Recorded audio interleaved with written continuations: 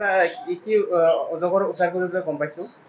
হয়, আমাৰ কাষৰে মানে ধান কাটা মানুহ ৰাতিপুৱা ধান কাটিব যাই থকা অৱস্থাতে দেখা পাইছে। দেখা পাই মানে তাতে 10টামান মানুহ লগ লাগে তাৰপিছত কি কৰিলোঁ, সেই সাপটোৰ কোনো কষ্ট নিদিয়াকৈ সুন্দৰভাৱে বস্তাত ভৰা হৈছে। মোৰ লগত আৰু আছিল, মোটামুটি 8টামান মানুহ আছিল আৰু সেই হিচাপে ফৰেষ্ট ডিপাৰ্টমেণ্টক জনোৱা হ'ল। সিহঁতে বস্তুখিনি ভালকৈ সুচৰাকৈ ৰাখিব দিছে। হয়তো আমি দায়িত্ব সহকাৰে সিহঁতক চমজাই দিম আৰু। গাঁওখন কি নাম? এইখন হ'ল 1 নং মাকেলি। সাপখন ধৰা গ'ল আমাৰ 2 নং মাকেলিত। সাপৰ কিবা পকন কৰিছিলে নেকি? হয়, কিবা খোৱা যেন অনুভৱ হয়। এতিয়া হাঁহ মুৰ্গী কিবা খাইছে নেকি, কিন্তু পেটটো হিচাপে ডাঙৰ হৈ আছে। আগতে তেনেকা মানে নজৰ কৰিছিল নেকি?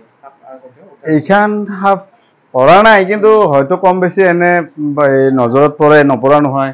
আৰু আমাৰ এইখিনি জলজ অৱস্থা, বানপানী অলপতে হৈ যায়। সেই হিচাপে কোনোবা নদীত উঠি অহা যেন ভাৱ হয় আৰু। কি অজগৰ উদ্ধাৰ কৰিবলৈ গম পাইছো। হয়, আমাৰ কাষৰে মানে ধান কাটা মানুহ ৰাতিপুৱা ধান কাটিব যাই থকা অৱস্থাতে দেখা পাইছে। দেখা পাই মানে তাতে 10টামান মানুহ লগ লাগে তাৰপিছত কি কৰিলোঁ, সেই সাপটোৰ কোনো কষ্ট নিদিয়াকৈ সুন্দৰভাৱে বস্তাত ভৰা হৈছে। মোৰ লগত আৰু আছিল, মোটামুটি 8টামান মানুহ আছিল আৰু সেই হিচাপে ফৰেষ্ট ডিপাৰ্টমেণ্টক জনোৱা হ'ল। সিহঁতে বস্তুখিনি ভালকৈ সুচৰাকৈ ৰাখিব দিছে। হয়তো আমি দায়িত্ব সহকাৰে সিহঁতক চমজাই দিম আৰু।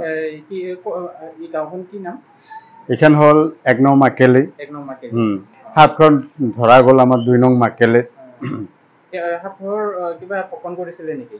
হয়, কিবা খোৱা যেন অনুভৱ হয়। এতিয়া হাঁহ মুৰ্গী কিবা খাইছে নেকি, কিন্তু পেটটো হিচাপে ডাঙৰ হৈ আছে। আগতে তেনেকা মানে নজৰ কৰিছিল নেকি? এইখান সাপ পৰা নাই, কিন্তু হয়তো কম বেছি এনে নজৰত পৰে, নপৰা নহয়। আৰু আমাৰ এইখিনি জলজ অৱস্থা, বানপানী অলপতে হৈ যায়। সেই হিচাপে কোনোবা নদীত উঠি অহা যেন ভাৱ হয় আৰু। কি অজগৰ উদ্ধাৰ কৰিবলৈ গম পাইছো। হয়, আমাৰ কাষৰে মানে ধান কাটা মানুহ ৰাতিপুৱা ধান কাটিব যাই থকা অৱস্থাতে দেখা পাইছে। দেখা পাই মানে তাতে 10টামান মানুহ লগ লাগে তাৰপিছত কি কৰিলোঁ, সেই সাপটোৰ কোনো কষ্ট নিদিয়াকৈ সুন্দৰভাৱে বস্তাত ভৰা হৈছে। সেই হিচাপে মোৰ লগত আৰু আছিল, মোটামুটি 8টামান মানুহ আছিল আৰু সেই হিচাপে ফৰেষ্ট ডিপাৰ্টমেণ্টক জনোৱা হ'ল।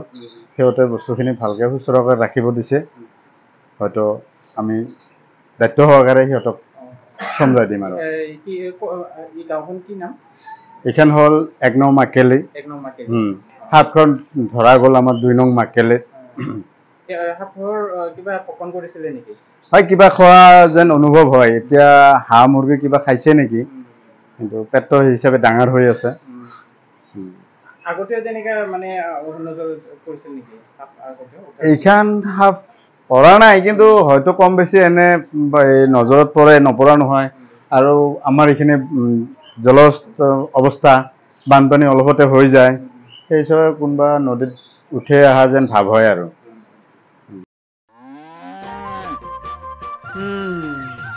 মোৰ লখিমী কেইজনীয়ে ইমান বেছিকৈ গাখীৰ দিয়ে, মনটো একেবাৰে ভাল লাগি যায়। বিয়মৰ দানা খোৱাৰ পৰা মই বেছিকৈ লাভৱান হৈছোঁ। আপোনালোকেও বিয়মৰ দানা খুৱাওক আৰু এইটো বেছিকৈ লাভ কৰক।